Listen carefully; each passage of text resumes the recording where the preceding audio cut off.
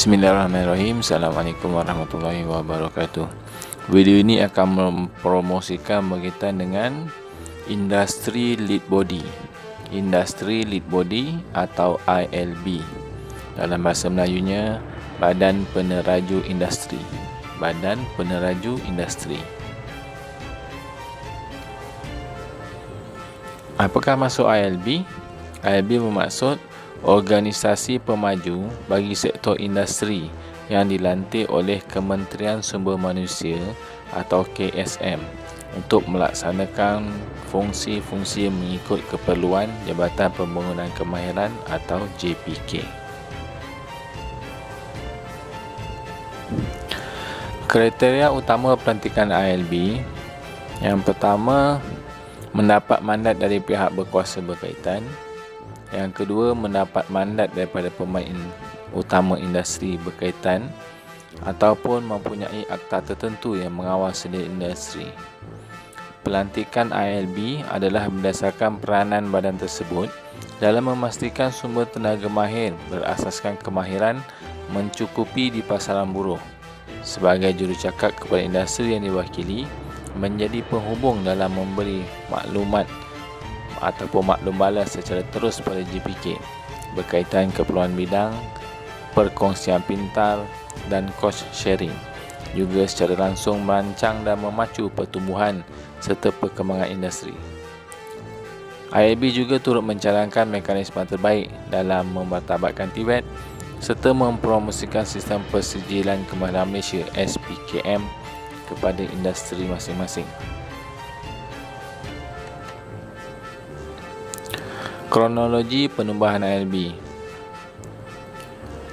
Jawatankuasa Kecil JKK Kerjasama Strategik yang ditubuhkan di bawah Majlis Pembangunan Kemahiran Kebangsaan MPKK yang dianggotai oleh personel-personel daripada beberapa ILB.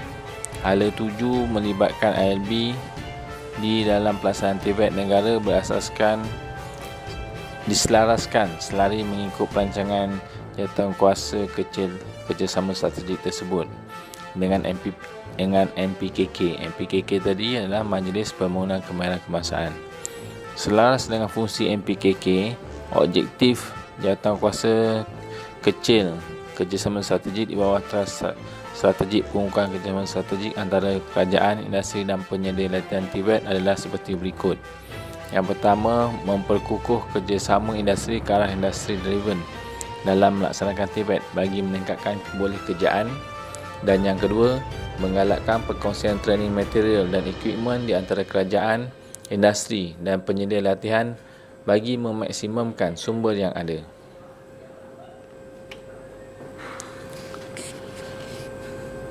Disenaraikan 4 peranan ILB. Peranan pertama ialah memberi nasihat dan maklumat terkini berkaitan industri kepada JPK. Ia sebagai membantu pihak kerajaan dalam memacu pertumbuhan industri secara langsung dalam hal ehwal latihan kemahiran, keperluan kajian dan maklumat permintaan dan pengeluaran bagi setiap sektor industri. Yang kedua, mempromosikan persijilan kemahiran Malaysia kepada industri dengan menyegerakan penerimaan dan pemahaman industri secara menyeluruh terhadap latihan kemahiran berkaitan dengan TVET. Peranan ILB yang ketiga adalah membantu meningkatkan bilangan tenaga mahir, ia dengan membantu tenaga mahir mencukupi untuk pasaran buruh di Malaysia. Dan yang keempat, peranan ILB adalah menyumbang kepakaran dalam pembangunan standard. Ia sebagai wakil dari pihak industri dalam membangunkan NOS dan juga OF supaya pembangunan standard berasaskan kepada keperluan sebenar industri yang diwakili oleh ILB-ILB tersebut. Strategi utama penubuhan ILB yang dalam senarai ini ada 7. Yang pertama, meningkatkan kebolehpasaran graduan TVET. Yang kedua, melibatkan kepakaran industri dalam institusi, dalam pusat bertauliah. Dan yang ketiga, memperluaskan dan meningkatkan pengambilan pekerja mahir di kalangan graduan TVET. Jadi industri boleh kenal wakil-wakil bakal-bakal pekerja mereka ni mereka ambil daripada kalangan graduan-graduan TVET ataupun graduan SKM. Mengukuhkan kolaborasi dan smart partnership antara industri dengan institusi TVET. Yang kelima, menggalakkan penyertaan industri dalam pemantapan latihan TVET. Yang keenam, mengadakan dan menggalakkan perkongsian teknologi terkini antara industri dan institusi TVET. Biasanya di pusat-pusat latihan kerajaan ni terdapat satu program panggil untuk nak berkongsi mesin-mesin di pusat latihan.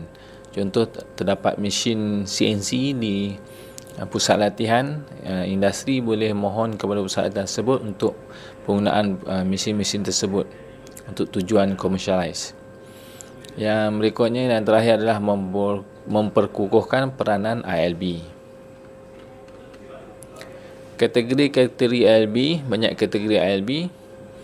Boleh jadi kategori ILB ni adalah dalam kategori kementerian ataupun jabatan, syarikat kerajaan atau anak syarikat kerajaan, agensi penguatkuasaan, anak syarikat kerajaan negeri ataupun badan berkanun atau lembaga atau majlis-majlis kerajaan, bukan majlis kerajaan, ni majlis-majlis.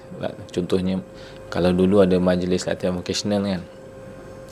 Kemudian jawatankuasa Suruhanjaya, institut kerajaan, ni institut latihan kerajaan, government owned company atau GOC ataupun government linked company GLC. Berikutnya lah juga kategori ILB. ILB boleh terdiri daripada persatuan, NGO, kelab, pertubuhan, sosial group, lembaga, majlis-majlis di bawah agensi swasta ataupun syarikat-syarikat swasta, institusi-institusi latihan swasta dan juga multinational company atau MNC.